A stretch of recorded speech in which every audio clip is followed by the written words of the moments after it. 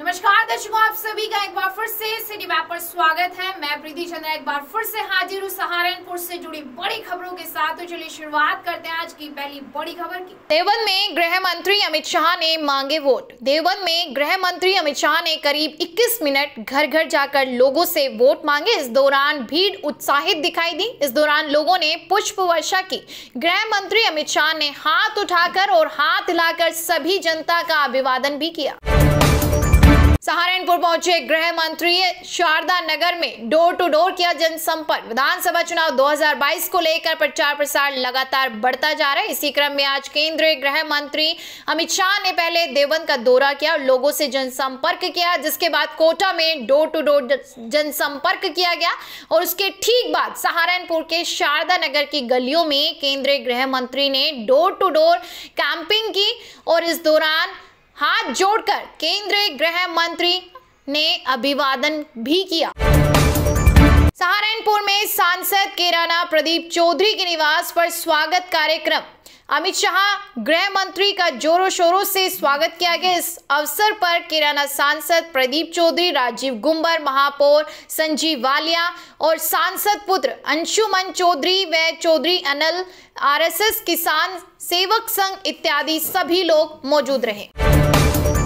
आम आदमी पार्टी जिलाध्यक्ष योगेश दहिया ने बेहट प्रत्याशी सुशील राणा को मिठाई खिलाकर दी जीत की शुभकामनाएं। विधानसभा बेहट से आप प्रत्याशी सुशील राणा को जिलाध्यक्ष व चुनाव संयोजक योगेश दहिया ने पार्टी मुख्यालय पर जीत की शुभकामनाएं देते हुए मिठाई खिलाई। इस दौरान उन्हें पार्टी प्रत्याशी सुशील राणा ने भरोसा दिया कि वह मजबूत ढंग से विधानसभा चुनाव लड़ेंगे और पार्टी को भारी बहुमत से जीत दिलाएंगे।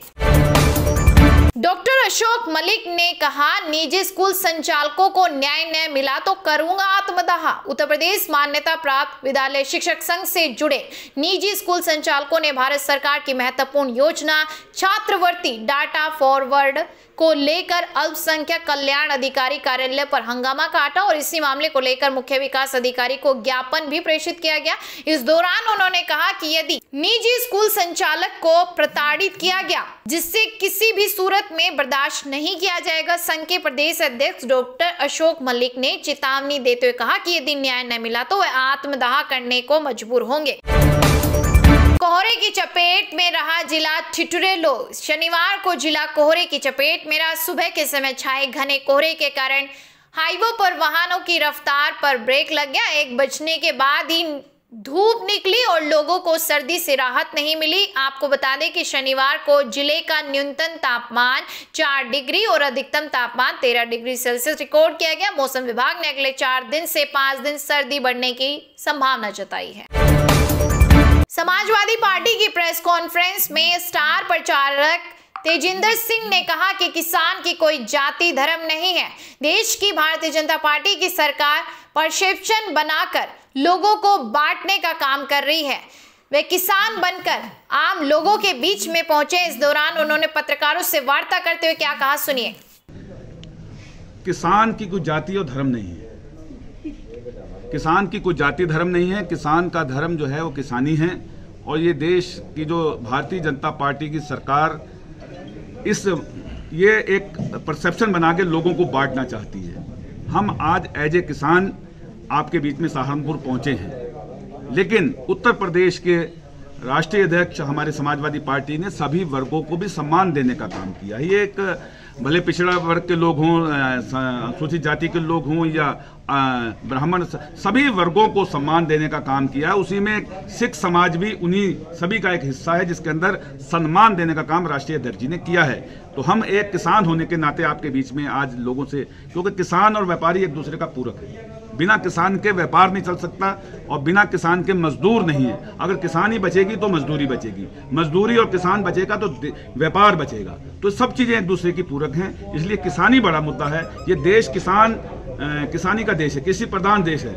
तो इसलिए किसानी के लिए बात करने के लिए, लोगों का आह्वान करने के लिए हम बीच में आए हैं। लखीमपुर कांड से भाजपा को कितना नुकसान आप दे पाए? देखिए, ये आंदोलन 1 साल 13 दिन जहाँ चला, 3 अक्टूबर के बाद इस आंदोलन में एक नया मोड़ आया। क्योंकि अभी तक जो आंदोलन हुआ था उसके अंदर ऐसी घटना पहली बार हुई कि केंद्रीय गृह मंत्री केंद्रीय गृह मंत्री उस घटना में शामिल थे, उनका लड़का उस थार गाड़ी के में बीच में बैठा था और केंद्रीय गृह मंत्री ने कहा कि अगर मेरे बेटे की जरा भी कहीं संलिप्तता होगी तो मैं इस्तीफा दे दूंगा। और एसआईटी उत्तर प्रदेश सरकार की थी जो जांच कर रही थी। हम तो धन्यवाद देना चाहते हैं सुप्रीम कोर्ट का, जिसने इंटरवीन किया और उसके बाद उसने डे बाय डे उसमें निगरानी की और एक रिटायर्ड चीफ जस्टिस को उसकी जिम्मेदारी दी कि जिसके होते कम से कम सच सामने आ गया। हमने कहा था कि ये पूरी तरह से साजिश है। जो एफआईआर है, उस एफआईआर में अजय मिश्र टैनी 120B के मुलजिम हैं, लेकिन सरकार ने उन्हें बचाया। लेकिन आज एसआईटी की रिपोर्ट ने साबित कर दिया कि मुख्य रूप से मुख्य दोषी उनके लड़का मोनू मिश्रा है और एक साजिश के तहत यह घटना हुई है। उसके बाद भी सरकार अजय मिश्र टैनी को अभी तक संरक्षण दे रही है, जहां भारतीय जनता पार्टी गुंडों को और एक जो है साफ सुथरी भारतीय जनता पार्टी की बात करती है, शर्म आती है। सहारनपुर से जुड़ी हर खबर पाने के लिए सब्सक्राइब करें हमारे YouTube चैनल सिटी वेब को।